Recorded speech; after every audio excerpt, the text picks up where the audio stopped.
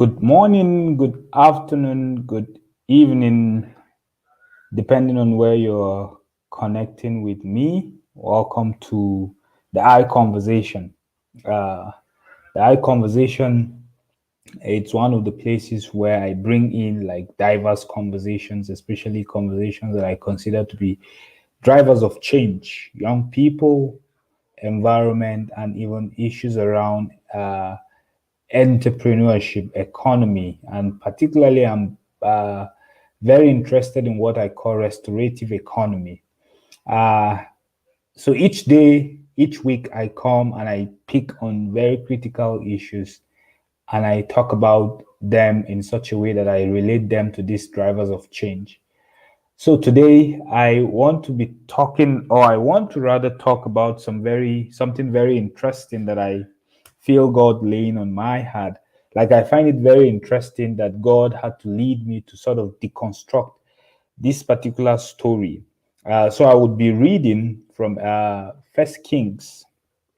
First Kings actually captures the story of all the kings of Israel, all of them sort of reflected in using the standard of David as some kind of the ultimate or the divine design of what kingship should look like. Even though we know David is very um, humanly speaking, wasn't the best of kings.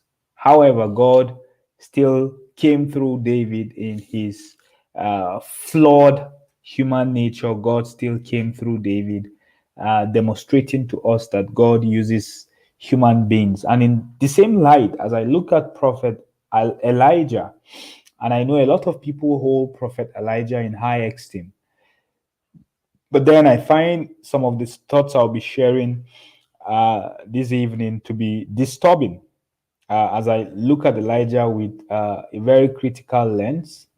So I'll be reading from First Kings chapter 18. First Kings chapter 18.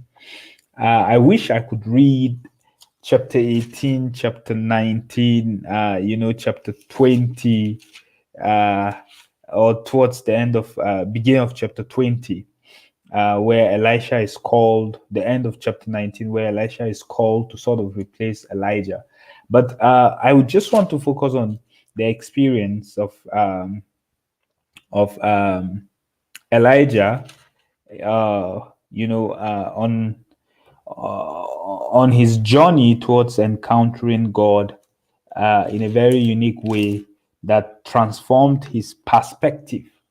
But then, what is interesting for me is the relationship or the encounter of Elijah on Mount Carmel.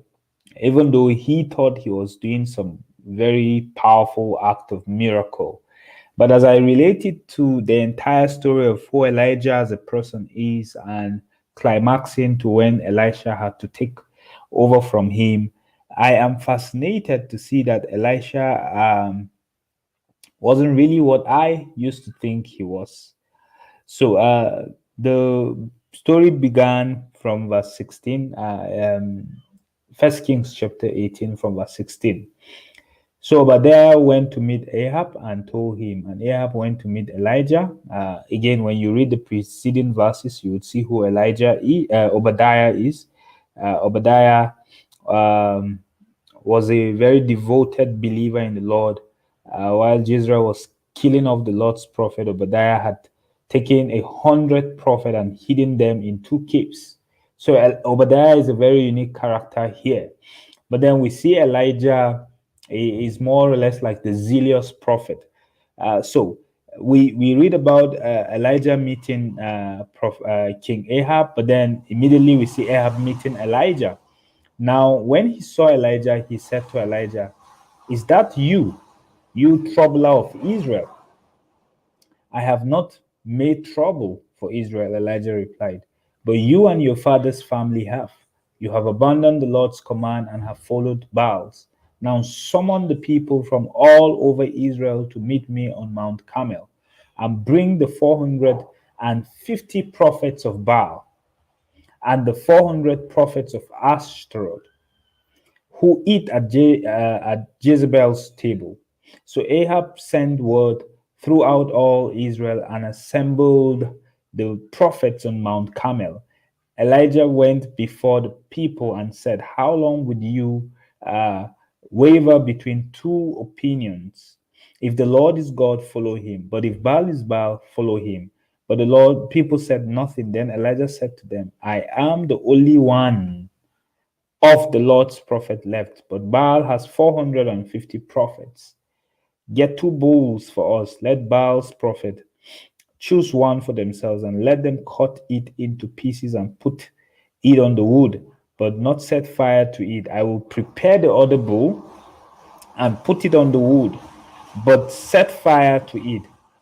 Then you call on the name of your God, and I will call on the name of the Lord, the God who answers by fire. He is God. Then all the people said, what do you say is good? Elijah said to the prophets of Baal, choose one of the bulls and prepare it first, since there are so many of you. Call on the name of your God, but do not light the fire. So they took the bull that was given to them and prepared it. Then they called on the name of Baal from morning till noon. Now, when we read, we will see that Baal never responded. But then we move quickly to when Elijah's turn came. Then Elijah said to all the people uh, from verse 30. Elijah said to all the people, come here to me. They came to him, and he prepared the altar of the Lord, which had been torn down. Elijah took 12 stones, one for each of the tribes descended from Jacob, to whom the word of the Lord had come, saying, your name shall be Israel. With the stones he built an altar in the name of the Lord, and he dug a trench around it, large enough to hold two seahs of seed. So, which was it means it's a very big ditch. He arranged the wood, cut the bull into pieces, and laid it on the wood. Then Elijah said to them, fill 4 large jars with water and pour it on the offering and on the wood. Do it again, he said, and they did it again. Do it a third time, um, he ordered, and they did it the third time. Then water ran down around the altar and even filled the trench. At the time of sacrifice, the prophet Elijah stepped forward and prayed, Lord, the God of Abraham, Isaac, and Israel, let it be known today that you are God in Israel, and that I am your servant, and have done all these things at your command. Answer me, Lord, answer me. So these people would know that you, Lord, are God, and that you are turning their hearts back again. Then the fire of the Lord fell and burned up the sacrifice, the wood, the stones, and the soil, and also licked up the water in the trench. Then all the people saw this, they fell prostrate and cried, the Lord, He is God. The Lord, He is God. Now, very interesting story, but what I find disturbing is first, the posture of the servant of God, that is the prophet Elijah. And his posture is such that he believes he is the only one left.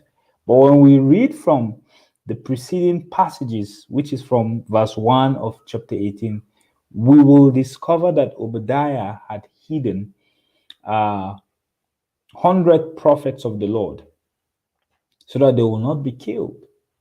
And when we fast forward to where the Lord appears to Elijah in verse 19. After Elijah had performed such a powerful miracle, he had to run to Horeb, right? And then he encounters God in one of those caves.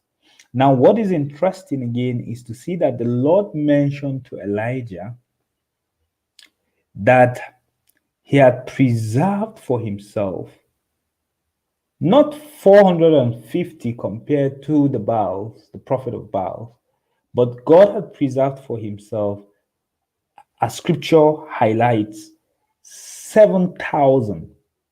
7,000. But then the posture of the prophet of God is such that he argues that he is the only one left. And really, when I read chapter 19, Elijah keeps talking about the fact that he's very zealous for the Lord Almighty. And you know, zeal is something we oftentimes think it's of the Lord. But as I read the passage, I see the drive, the zeal that Elijah has. And I really wonder if that is what God desires and that is what God requires from Elijah. Rather, I see that God requires Elijah to learn something. And the principle I see all through Elijah's experience is that of dependence on God. God sustained Elijah. And it's easy to read about the experience of Elijah with the widow of Zarephath, and it's easy to read about the story of how God fed Elijah using ravens, and to think that really these miracles are just some kind of coincidence. But no, they are not coincidence. Rather, I see clearly that God had carried Elijah through a journey of dependence and through a journey of acknowledging that, hey, what God calls us to do, first, He requires that we depend on Him. Yes, there's some kind of dependence in the life of Elijah, especially when he was about to perform the miracle, the prayer and the fire, and how it all dazzled. But all of it came to a standstill when you get to First Kings chapter 19. In First Kings chapter 19, we see that the Lord appears to Elijah. And one of the interesting questions that God asks Elijah is, what are you doing here? And I'm fascinated. I'm like, okay, if having performed such a powerful miracle, raining fire from heaven, yet fleeing and all of that, and then God will look at Elijah and say, what are you doing here? What are you doing here? And then Elijah still replying in his trying to prove kind of voice, I have been very zealous for the Lord Almighty. The Israelites have rejected your covenant, torn down your altar, and put your prophets to death. And then he adds again that I am the only one left, and now they are trying to kill me too. Now, God had to remind Elijah that, hey, I have preserved for myself 7,000. And as I think about this, and I quickly want to apply it to my life as someone who, is interested in honoring God, is interested in chasing God, is interested in, fulfilling God's mandate, which is the discipling of nations. Sometimes the temptation is to think that I am the only one. So I want to prove. But I sense that God is speaking this evening to you out there, saying that you don't need to prove anything. God is in the business of reserving, God is in the business of preserving, and God has preserved many for His glory. So do not allow the feeling that because the field is ripe and the laborers are few, therefore you are the only one who is doing it. No. God is raising an army, and He wants those who are in His ministry, in His vineyard, those who are called to honor Him, to do it from that posture of dependence and not that posture of I'm alone. So watch it. And all of us are guilty of this, that sometimes we feel we're all alone. So we forget the fact that there are many that the Lord has sort of preserved for Himself. And for me, until sometimes 2 years ago, when I had to find myself in a space where I got to meet other people who are sort of change agents who are doing some very amazing stuff in their spaces.